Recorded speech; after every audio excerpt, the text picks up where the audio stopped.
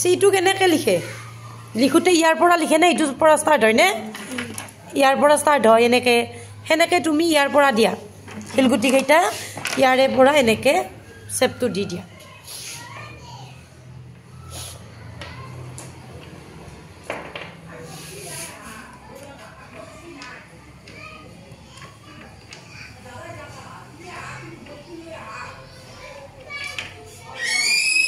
তুমি কি বনাবা কি